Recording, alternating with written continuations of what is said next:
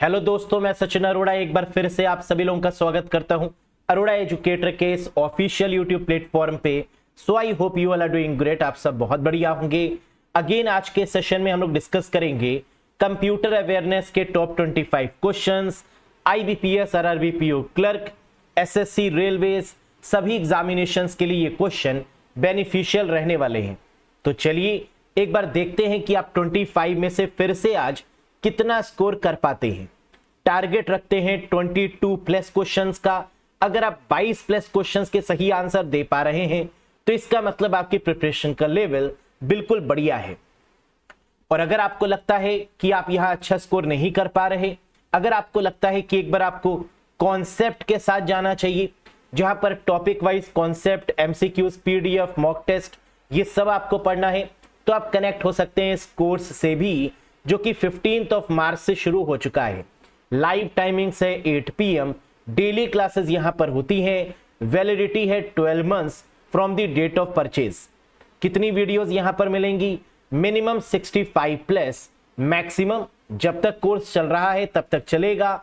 जब कंप्लीट हो जाएगा तो हम आपको बताएंगे कि टोटल वीडियोस और टोटल आवर्स कितने रहे। Topic wise concept, MCQs, topic wise mock test, live and recorded videos, PDF files, basic to high level with 12 months validity. कैसे ज्वाइन कर सकते हैं? अरोड़ा एजुकेटर एप्लीकेशन को इंस्टॉल करिएगा गूगल प्ले स्टोर और iOS स्टोर की मदद से, फिर आप इस कोर्स से कनेक्ट कर सकते हैं। किसी भी कंफ्यूजन के रिगार्डिंग दिए गए नंबर पे व्हाट्सएप भी कर सकते हैं। डायरेक्ट लिंक भी आपको मिल जाएगा कमेंट बॉक्स में या फिर चैट सेक्शन में, जिस पर क्लिक करके आप डायरेक्टली इस कोर्स को एनरोल कर सकते हैं। तो चलिए शुरुआत करते हैं आज के सेशन की। प्रीवियस सेशन में क्वेश्चन मैंने आप लोगों से पूछा था, जिसका आंसर सभी लोगों ने सही दिया। क्वेश्चन क्या था? Cookies are sent by. Examination में ये क्वेश्चन अक्सर पूछते हैं कि कुकीज स्टोर कहां पर होती हैं और कुकीज को भेजता कौन है। आप सब जानते हैं कि कुकीज को सेंड करता है सर्वर। कुकीज स्टोर कहां पर होती हैं? ब्राउजर या क्लाइंट में। तो सेंड बाय दी क्या होगा? सर्वर, यानी second is the right answer. ये बिना हमारी परमिशन के सर्वर इसको सेंड करता है हमारे कंप्यूटर्स में, हमारे ब्राउजर में, क्लाइंट में, और बिना हमारी परमिशन के कुकीज को उठाकर वापस भी ले जाता है सर्वर के पास, यानी अपने पास। नेक्स्ट, आज के सेशन का पहला क्वेश्चन ये रहा आपके स्क्रीन के सामने। बताइए इसका answer. Which of the following is the way to break a page in MS Word. MS Word में पेज को तोड़ने के तरीका निम्नलिखित में से कौन सा है? पेज ब्रेक करने का तरीका या पेज ब्रेक का जो प्रोसेस है वो क्या है? Double clicking at the beginning of the page, double clicking at the end of the page, pressing control plus page down, pressing control plus enter, या ऑल ऑफ दीज। हम लोग जानते हैं एमएस वर्ड में पेज ब्रेक से question जरूर आता है, और पेज ब्रेक की जो शॉर्टकट की है वो क्या है? कंट्रोल प्लस एंटर, यानी option number 4 is the right answer. हम लाइन ब्रेक भी कर सकते हैं एमएस वर्ड में शिफ्ट प्लस एंटर की मदद से। हम पैराग्राफ ब्रेक भी कर सकते हैं सिर्फ एंटर की मदद से, और यहां पर हम पेज भी ब्रेक कर सकते हैं कंट्रोल प्लस एंटर की मदद से। Next, dash error occurs when your formula contains invalid numeric values। Dash त्रुटि तब होती है जब आपके सूत्र में अमान्य संख्यात्मक मान होता है। यह क्वेश्चन पूछा जा रहा है किससे? एमएस एक्सेल से। और एमएस एक्सेल में जो भी एरर होती है उसकी शुरुआत किससे होती है? हैश से, पाउंड सिंबल से। लेकिन कह रहा है कि अगर इनवैलिड न्यूमेरिक वैल्यूज है, नंबर्स में कोई एरर है, तो उसके लिए जो एरर आएगी वो कौन सी आएगी? And the correct answer is hash num. Hash num error कब आती है? जब हमने कैलकुलेट करते समय डॉलर का प्रयोग कर दिया सेल में, जैसे $1000, ये रॉन्ग है। अगर सिर्फ 1000 लिखेंगे तो ये करेक्ट है। यानी हम किसी भी स्पेशल सिंबल का प्रयोग नहीं कर सकते नंबर के साथ में, उसे इनवैलिड माना जाएगा एक्सेल के कॉन्सेप्ट में। तो 1000 तो सही नंबर है, लेकिन $1000 is treated as the wrong one. Next, तो ये एरर कौन सी आएगी? Hash num error. What is the address of a cell at row 25 and column 30 of an Excel worksheet? Excel worksheet की पंक्ति 25 और कॉलम 30 पर सेल का पता क्या होगा? Very very famous question. हम जानते हैं कि एक्सेल में रोज और कॉलम्स होते हैं, लेकिन जब भी हम सेल के एड्रेस की बात करते हैं तो सेल का एड्रेस किससे मिलकर बना होता है? कॉलम और रो से। पहले कॉलम आता है, फिर रो आती है। कॉलम कितनी है? 30। रो कितनी है? 25। कॉलम्स को किससे इंडिकेट करते हैं? अल्फाबेट से। तो अल्फाबेट में कॉलम 30 को क्या लिख सकते हैं? ए का मतलब 1, बी का मतलब 2, सी का मतलब 3, डी का मतलब 4। इसी तरीके से ए से लेकर जेड तक जो हमारी सेल्स होंगी उसका नंबर क्या होगा? 26 तक, 26। फिर 27 वाली जो सेल होगी वो होगी ए। ए का मतलब 27, फिर A B 28, A C 29 and so on. ऐसे ही ये हमारा सीक्वेंस चलता रहेगा। ए सी 29 और ए डी हो गया 30। क्या पूछ रहा था? कॉलम 30, तो 30 की जगह पर क्या आ जाएगा? A D. और रोज की जगह पर क्या आ जाएगा? 25। तो आंसर क्या मिल गया? A D 25 is the correct answer. तो ये सीक्वेंस हमें याद रखना पड़ेगा कि ए से लेकर जेड तक कितना हो गया? 26। फिर उसके बाद A B, A C, A D till A Z कितना होगा? 52। और फिर इसके बाद शुरू हो जाएगा B A, B B, B C, B D, और ये जाएगा अराउंड 78 तक एंड सो ऑन। तो अब याद रखिएगा कि कॉलम्स पहले आता है, रोज बाद में आती हैं। कॉलम्स कितना है? 30 का मतलब एडी, और रोज कितनी है? 25, AD 25। That is the right answer. Next, Alt plus F5 in MS PowerPoint is used for which purpose? MS PowerPoint में Alt plus F5 का उपयोग किस उद्देश्य के लिए किया जाता है? सोचिए, पावर पॉइंट में F5 का यूज हम लोग क्यों करते हैं? स्लाइड शो के लिए। फ्रॉम दी बिगिनिंग, स्टार्टिंग से स्लाइड शो हो, F5। शिफ्ट F5 क्यों करते हैं? ताकि हमारा जो प्रेजेंटेशन हो, जो स्लाइड शो हो, वो करंट स्लाइड से मिल जाए, तो शिफ्ट F5 कर देते हैं। लेकिन ऑल्ट F5 क्यों करते हैं? For the presenter view. MS power point में ऑल्ट F5 का यूज होता है for which purpose? For presenter view. अब ये प्रेजेंटर व्यू क्या होता है? ये तो हम आपको पहले भी बता चुके हैं कि प्रेजेंटर व्यू की मदद से हम करंट स्लाइड और नेक्स्ट स्लाइड दोनों को देख सकते हैं, नोट भी कर सकते हैं कोई भी चीज, क्योंकि यहां पर नोट वाला ऑप्शन भी हमें देखने को मिलेगा। साथ ही साथ यहां पर हमें मार्कर भी मिलते हैं, हमें जूम करने का ऑप्शन भी मिलता है। तो ये कुछ एडिशनल पॉइंट्स हैं जो बेनिफिट हमें देते हैं स्लाइड शो के दौरान प्रेजेंटर व्यू में। तो आंसर क्या होगा? 4th is the right answer. Next, colour, comma grey scale, comma ruler, comma grid line, options found under which tab in MS power point? MS power point में किस tab के अंतर्गत रंग, grey scale, ruler, grid lines विकल्प पाए जाते हैं? View, review, insert, design या ड्रॉ? बिल्कुल, and the correct answer is view tab. जब हम व्यू टैब पर क्लिक करते हैं पावर पॉइंट में तो हमें क्या क्या देखने को मिलता है? एक तो व्यूज देखने को मिलते हैं जो हमारे प्रेजेंटर व्यू और मास्टर व्यूज में क्लासिफाइड हैं, यानी 8 व्यूज।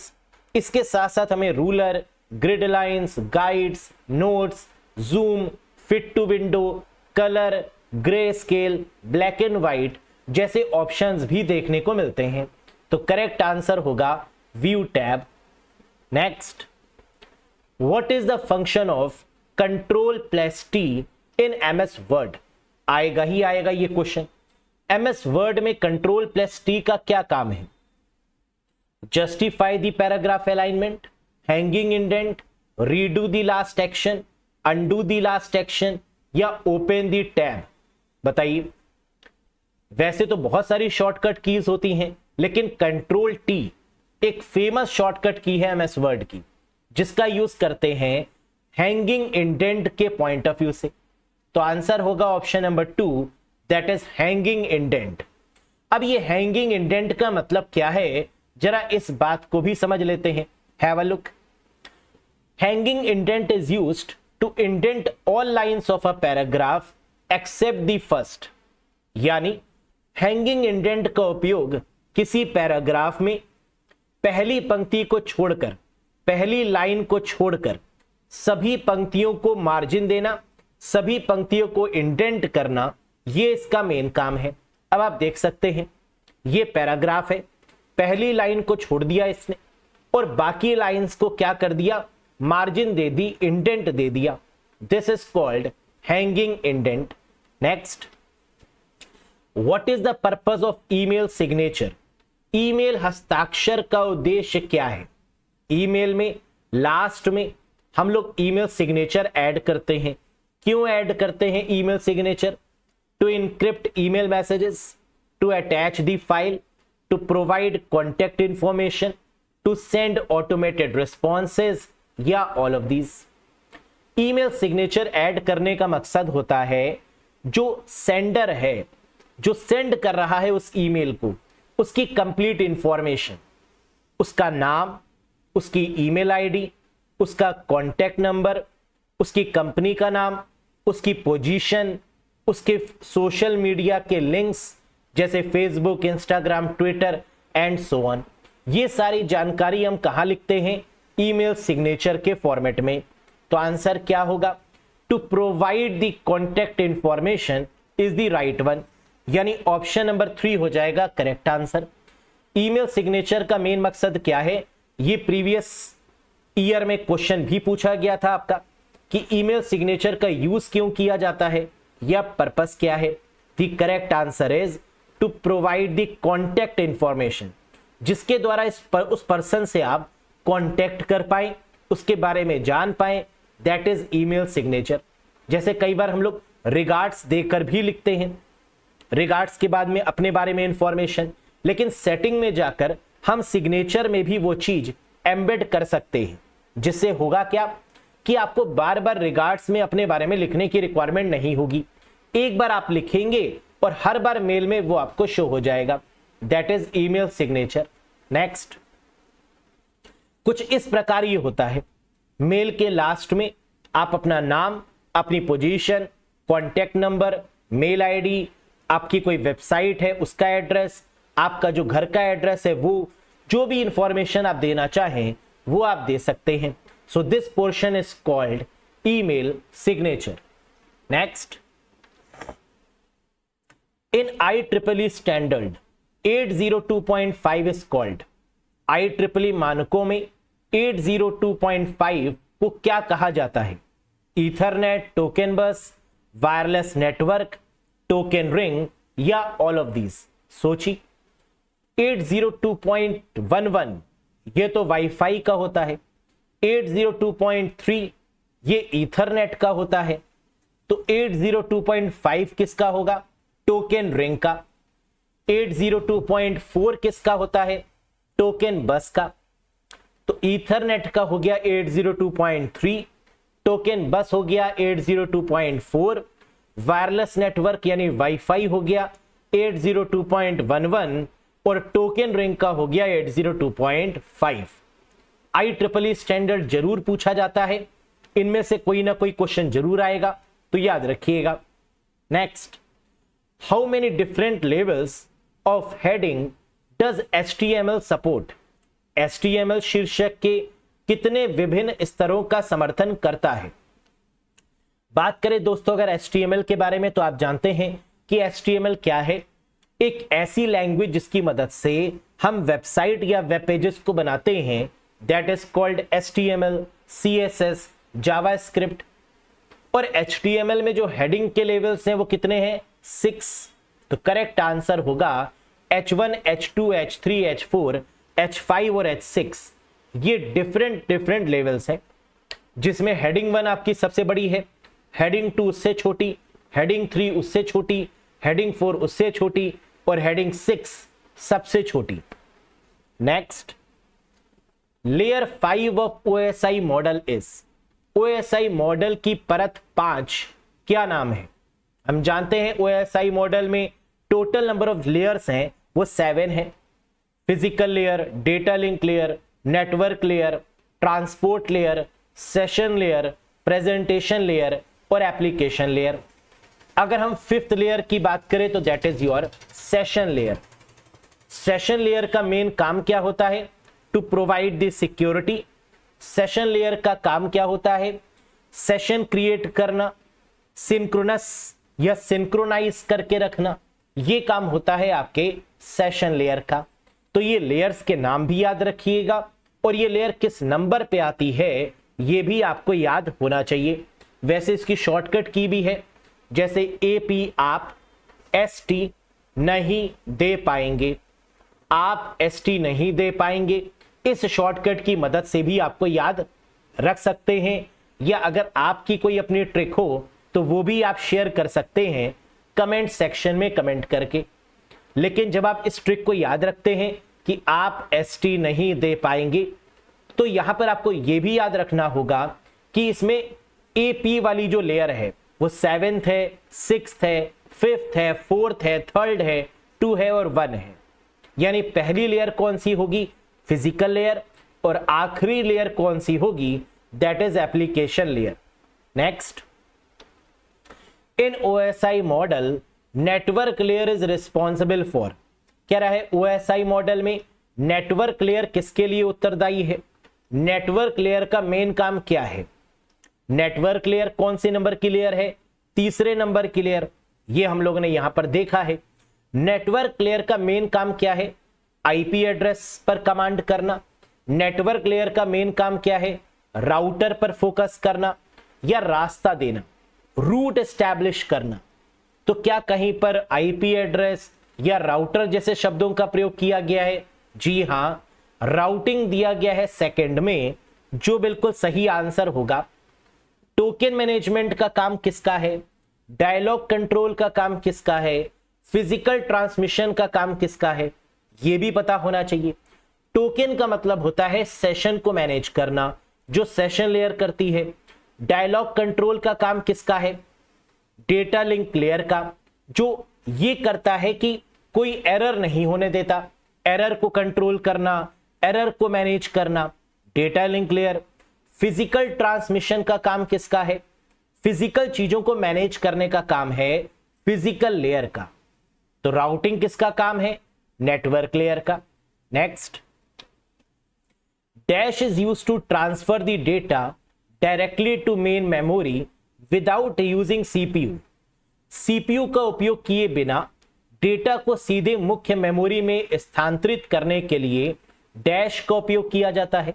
बताइए, कह रहा है ट्रांसफर करना है डेटा का डायरेक्टली टू मेन मेमोरी मतलब रैम, विदाउट यूजिंग CPU, बिना CPU का यूज किए। ये कैसे पॉसिबल है? CPU का यूज तो होगा ही होगा, है ना। CPU is called the brain of computer, और जितनी भी प्रोसेसिंग होती है उसमें CPU की इन्वॉल्वमेंट होती है। लेकिन कई बार CPU के पास काफी ज्यादा काम होता है, तो उस समय हम क्या करते हैं? एक नई मैकेनिज्म का यूज करते हैं जिसमें CPU को सिर्फ वही काम करने की परमिशन देते हैं जो जरूरी है, और बाकी काम CPU से ले लेते हैं, और इस प्रोसेस को बोलते हैं DMA। That is what we called DMA controller, direct memory access. DMA controller का काम क्या है? CPU के काम को कम करना, या जो काम CPU ट्रांसफर में कर रहा है इसको उठाकर ये किसको दे देता है? DMA कंट्रोलर को, डायरेक्ट मेमोरी एक्सेस को। क्लियर है? Very good. Which component of computer act as nervous system, कह रहा है कंप्यूटर का कौन सा घटक तंत्रिका तंत्र के रूप में कार्य करता है, नर्वस सिस्टम के रूप में कार्य करता है, या ब्रेन ऑफ द कंप्यूटर के रूप में काम करता है? बताइए। Storage unit, input unit, ALU arithmetic logic unit, या कंट्रोल यूनिट, या all of these. Nervous system की बात करें तो वैसे तो CPU is called the nervous system, the brain of computer. लेकिन सीपीयू का ऐसा कौन सा भाग है जो नर्वस सिस्टम कहलाता है? That is control unit. जैसे नर्वस सिस्टम क्या करता है, हमारी बॉडी को पूरी तरीके से कंट्रोल करता है, वैसे ही कंट्रोल यूनिट भी पूरे कंप्यूटर की वर्किंग को कंट्रोल करने में मदद करती है। तो करेक्ट आंसर क्या होगा? Option number 4, that is control unit. जबकि एएलयू क्या करता है? Addition, subtraction, multiplication, division, greater than equals to, not greater than, less than equals to, ये सारे काम को मैनेज करता है, यानी मैथमेटिकल काम को मैनेज करता है क्या? ALU. Next, which logical gate is known as universal gate? किस लॉजिकल गेट को यूनिवर्सल गेट के रूप में जाना जाता है? अब गेट्स का काम क्या होता है? कंप्यूटर में जो गेट्स होते हैं उनको लॉजिकल गेट्स बोलते हैं, जिसका काम है डिजिटल सर्किट को डिजाइन करना, सर्किट के रूप में कंप्यूटर कैसे काम करे ये कंट्रोल करना गेट्स का काम है। यूनिवर्सल गेट कौन से होते हैं?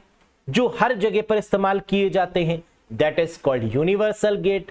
और यूनिवर्सल गेट कितने प्रकार के होते हैं? 2 प्रकार के, नैंड और नॉर। क्या नैंड गेट गिवन है?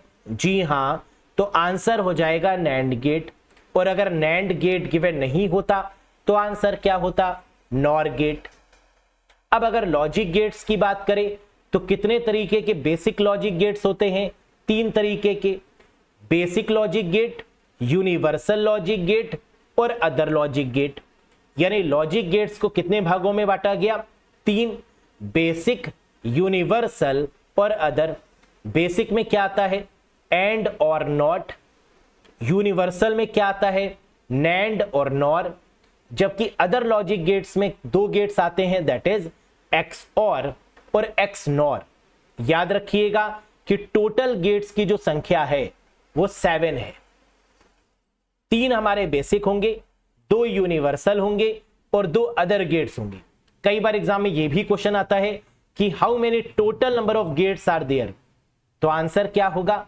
7 gates are there. 3 basic gate, 2 universal gate और 2 other logic gates. Next, when the rules of the programming language are not followed, it gives dash error। जब प्रोग्रामिंग भाषा में नियमों का पालन नहीं किया जाता तो इस प्रकार की त्रुटि यानी एरर आती है। इसे क्या बोलते हैं? Run time error, printing error, logical error, syntax error या keyword error? The correct answer is syntax error. Programming languages में हम क्या करते हैं? हम रूल्स को फॉलो करते हैं, हम सिंटैक्स को फॉलो करते हैं कि अगर हमें सेमीकोलन लगाना है तो लगाना है, अगर हमें ब्रैकेट का यूज करना है तो करना है। ये क्या है? सिंटैक्स है। और अगर सिंटैक्स का फॉलो नहीं करेंगे तो एरर आएगी, that is called syntax error. याद रखिएगा कि when the rules of the programming language are not followed, it gives syntax error. Next, what is the preferred communication method used with system on a botnet? botnet का मतलब robots. जब robot के तरीके से कोई कम्युनिकेशन की जाती है तो इस तरीके की कम्युनिकेशन को क्या बोलते हैं? बॉटनेट पर सिस्टम के साथ उपयोग की जाने वाली पसंदीदा संचार विधि क्या है? ईमेल। क्या रोबोट्स ईमेल का यूज करते हैं? आईसीएमपी। क्या रोबोट आईसीएमपी का प्रयोग करते हैं? आईआरसी, टीएफटीपी या none of these? One of the favourite question and the correct answer is IRC, internet relay chat.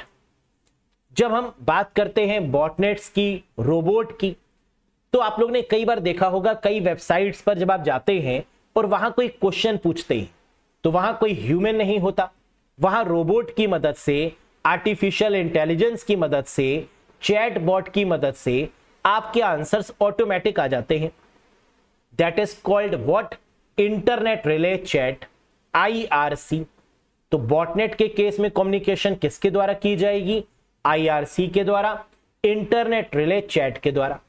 Next, question number 17, dash is a network protocol used to automate the process of configuring devices on IP network.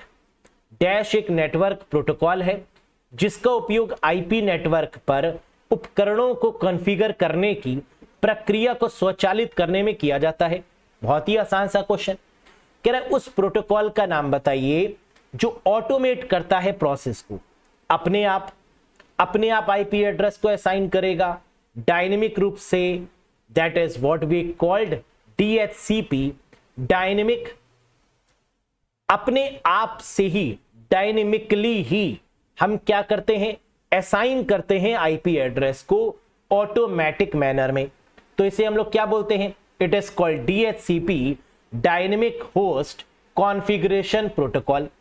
ये बहुत important protocol मानी जाती है क्योंकि इसमें जो IP address है वो कोई पर्सन नहीं असाइन करता, वो कंप्यूटर खुद ब खुद असाइन करता है, that is called DHCP, dynamic host configuration protocol. Next, dash refers to a standard for ethernet network technologies that use a thicker version of coaxial cable. क्या है ये क्वेश्चन, डैश ईथरनेट नेटवर्किंग प्रौद्योगिकियों के लिए एक मानक को संदर्भित करता है जो समाक्षीय केबलों के मोटे संस्करण को उपयोग करता है। ईथरनेट केबल, वो भी थिकर। ईथरनेट केबल दो तरीके की होती है, एक थिन होती है पतली और एक थिक होती है मोटी। थिन वाली को क्या बोलते हैं, 10^2, और जो थिक वाली केबल है उसको क्या बोलते हैं, 10^5। यानी करेक्ट आंसर होगा 10^5। 10^5 जिसको थिकनेट केबल भी बोलते हैं और 10^2 जिसको थिन नेट केबल भी बोला जाता है। तो ईथरनेट केबल होती कौन सी है, ईथरनेट केबल्स वैसे बहुत तरीके से इसके नाम को जाना जाता है। इसको लैन केबल भी कहा जाता है, इसको ट्विस्टेड पेयर केबल भी बोला जाता है, इसको कैटेगरी वाइज भी डिवाइड किया जाता है कि category 1, category 2, category 3, category 4, category 5, cat के नाम से भी इसको जानते हैं। और यही ईथरनेट केबल हमारी दो प्रकार की होती है, ईथरनेट नेटवर्क में यूज होने वाली कोएक्सियल केबल के वर्जन, दैट इज थिकनेट और थिननेट केबल। समझ में आया, ईथरनेट नेटवर्क है ये, और यहां पर यूज होने वाली जो केबल है वो कौन सी है, कोएक्सियल केबल है।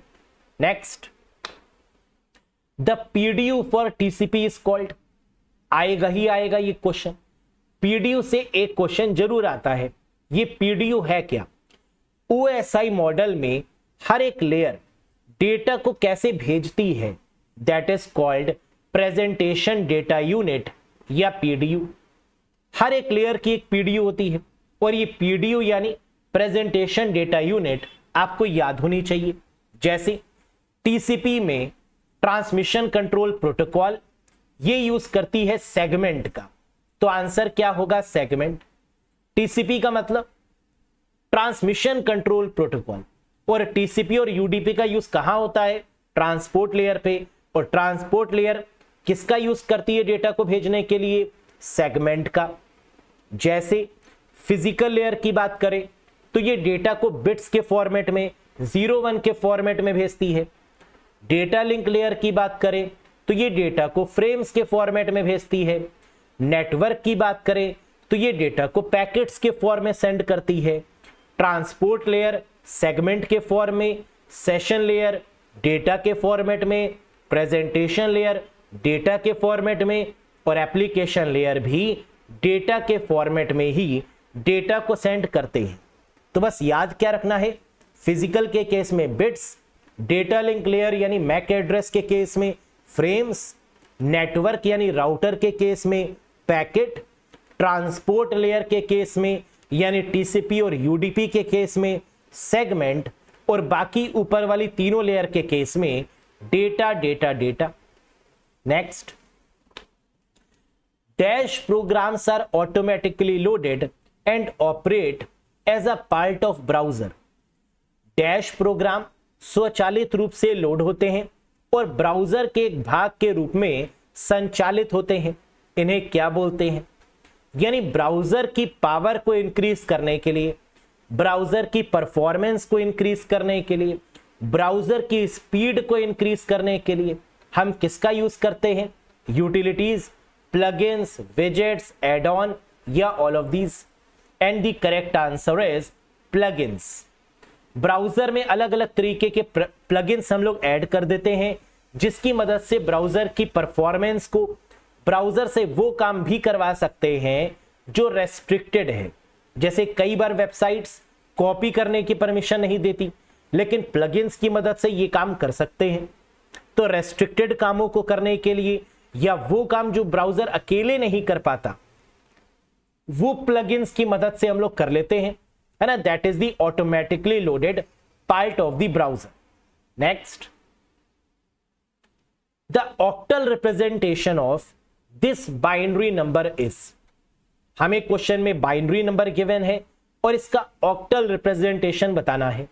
ये तो आएगा ही आएगा, ऑक्टल, हेक्साडेसिमल, ये तो पूछे जाते हैं। बताइए कैसे करेंगे? ऑक्टल का मतलब होता है 2 की पावर 3 यानी 8। 8 मतलब 2 की पावर 3। 2 की पावर 3 का मतलब यहां पर जो पेयर हम बनाते हैं वो कितने के बनाते हैं? 3-3 के।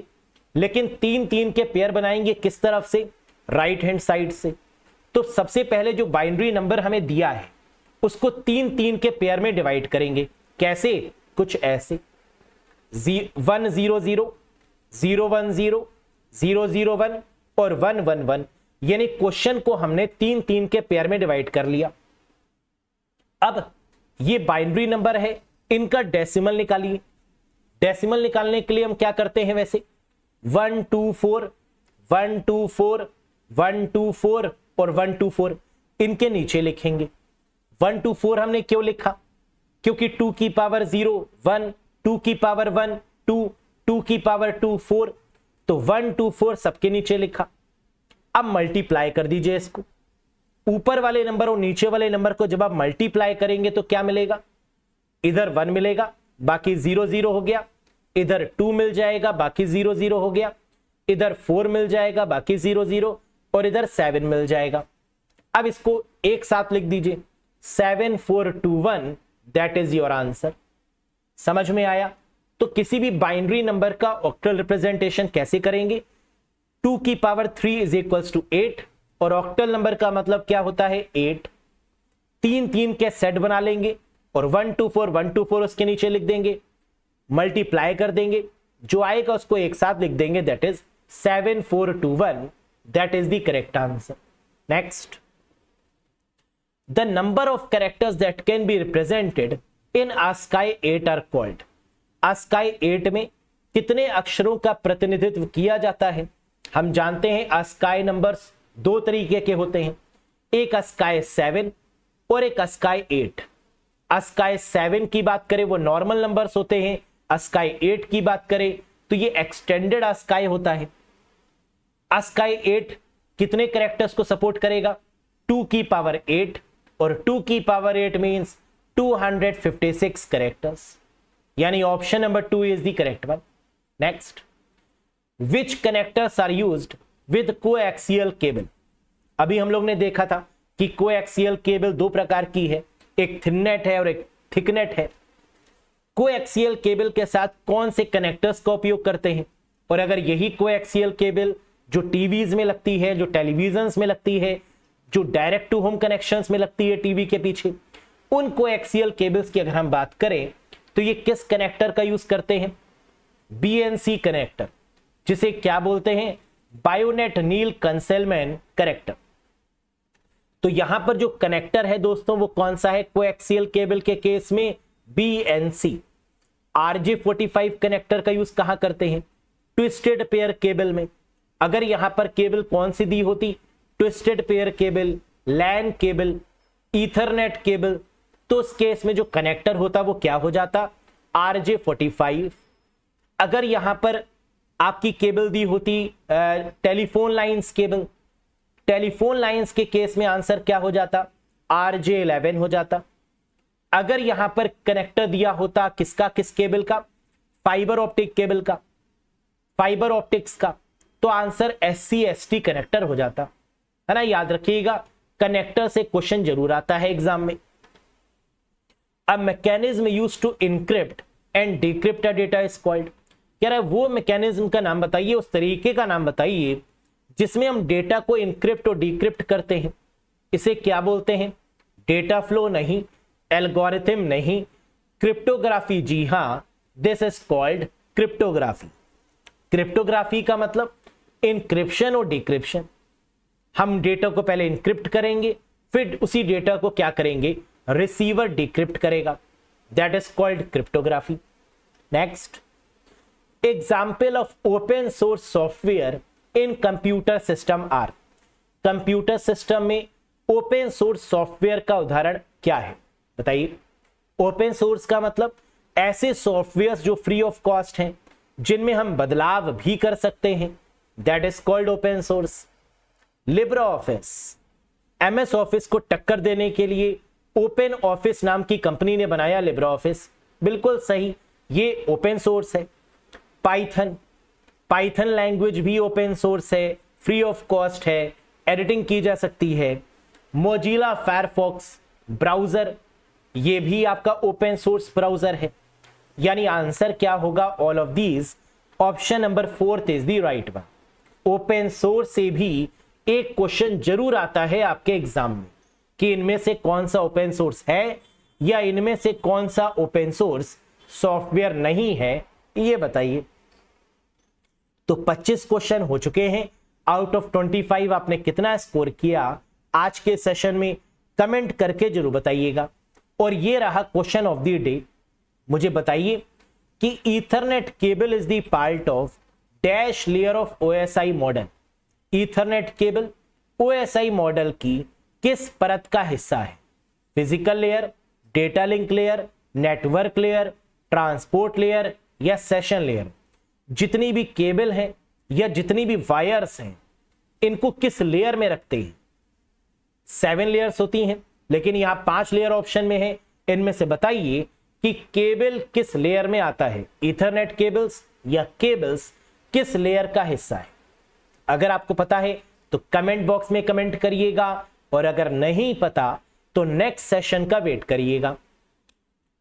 कैसा लगा आपको आज का सेशन? पसंद आया हो तो एक बार लाइक कर दीजिएगा। चैनल पे नए हो तो सब्सक्राइब कर लीजिएगा। और साथ ही साथ अगर आप चाहते हैं कि कंप्यूटर को बेसिक से एडवांस लेवल तक पढ़े, कंप्यूटर का लेवल तो आसान है, लेकिन जब पढ़ेंगे ना तो ही आसान लगेगा, वरना एग्जामिनेशन में ये लेवल टफ लगता है। 40 क्वेश्चन में कैंडिडेट जो नहीं पढ़ते प्रॉपर तरीके से, वो 15 से 20 क्वेश्चन ही सही कर पाते हैं। जो पढ़ लेते हैं वो 38-39 क्वेश्चंस तक सही कर पाते हैं। तो अब डिसीजन आपका है कि आपको स्कोर कितना करना है और कितनी वैल्यू है आपको इस पार्टिकुलर एग्जाम की। अगर वर्थ है तो तैयारी उसी लेवल से करनी होगी। क्लियर है? कंपटीशन तो है, नो डाउट, है ना। और इसी कंपटीशन में फर्स्ट पोजीशन पर आपको आना है, यानी क्लियर करना है एग्जाम। और अगर क्लियर करना है तो समथिंग डिफरेंट तो करना ही होगा, है ना। अलग तरीके से पढ़ना होगा, बेस्ट स्ट्रेटजी अपनानी होगी, माइंड को कूल रखना होगा, स्पीड पर भी फोकस करना होगा, क्योंकि आरआरबी का मतलब speed. Accuracy plus speed is equals to selection, यही मंत्र है खाली। क्लियर? तो अगर आप चाहते हैं कि एक बार कॉन्सेप्ट वाइज पढ़ लिया जाए, ताकि अगर लेवल टफ भी हो जाए एग्जाम का तो भी हम कर पाए, तो आप कोर्स से कनेक्ट कर सकते हैं। यहां पर आपको videos, MCQs, PDF, mock test सब मिलेंगे। 15 मार्च से शुरू हो चुका है। जो क्लासेस निकल चुकी हैं वो रिकॉर्डेड, और जो आगे वाली क्लासेस हैं वो लाइव, और लाइव के बाद सारी क्लासेस रिकॉर्डेड, जिसको अनलिमिटेड टाइम्स आप देख सकते हैं। पीडीएफ से रिवाइज कर सकते हैं, टॉपिक वाइज मॉक टेस्ट दे सकते हैं। तो that's all for today guys. मिलेंगे बहुत जल्द नेक्स्ट वीडियो में। Till then bye bye and take care. Thank you very much.